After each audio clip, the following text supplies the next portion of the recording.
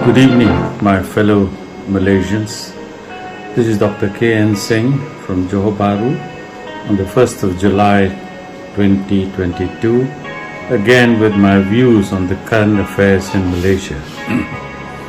In Malaysia, the rich seem to be getting richer and the poor need to tighten their belts.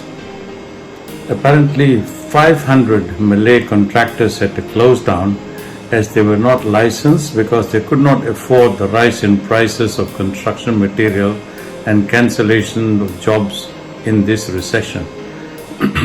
Meanwhile, the FGB chairman, Dato Zulkifli Abdul Wahab, and his board of directors have approved an increase of salary for the chairman from 300,000 to 400,000 annually, which is more than 33,000 ringgit a month.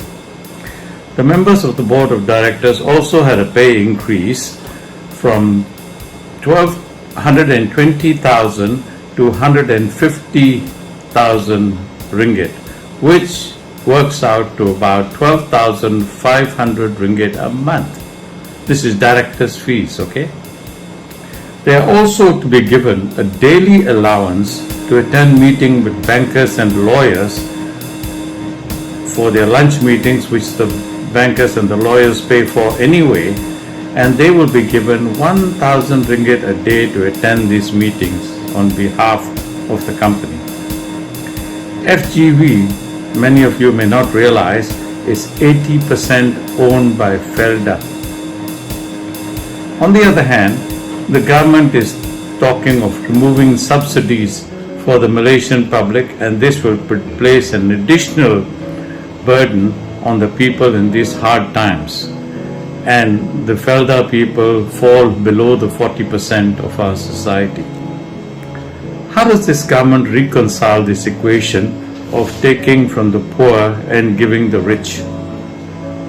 I can see GE15 round the corner, and now the court cluster is asking for elections as soon as possible so that they can save their skins before the court cases come up. Prime Minister Ismail Sabri wants to finish his terms as the elections are unpredictable and expensive, but then he should direct his attention to this anomaly where the rich seem to be getting richer and the poor are getting poorer. The people will be so frustrated by the time the elections are called, and more will be starving in this very rich country of ours. I urge the electorate to make sure all of us turn up to vote, as this is the only way we can get rid of the corrupt politicians. We all need to vote, we all need to be there, and we need to keep a few things in mind. Number one, the frogs must never be re-elected, and the party that accepts these frogs also must be shunned, as it clearly demonstrates that this party has no principles and they only want to use them to get more seats. Number two, please vote for the candidate and don't worry about the party he or she comes from. An ethical MP will look after the people even if she or he is independent and is willing to speak up. The PKR, Pakatan Harapan, Muda, Gerakan Independent and Warisan have a good chance of winning if they stand and work together. It is doubtful that a single party will have a majority in the GE15. So, the opposition will have to learn to work together. They have to prove to the Rakyat that they have their interests at heart. Barisan, UMNO, Berjaya have proved that they have only personal interests at heart and not the interests of the Rakyat. These parties hopefully will be eliminated in the next election.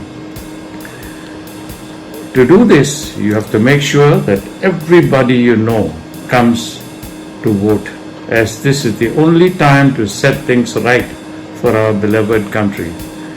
You all want this country to do something for you, But now you have to do something for this country of ours and encourage everyone you know to come out to vote. Thank you for listening. If you agree with what you've heard, please pass it along. And if you don't, that's okay. Just press the button delete. You know where it is. See you later. Good night.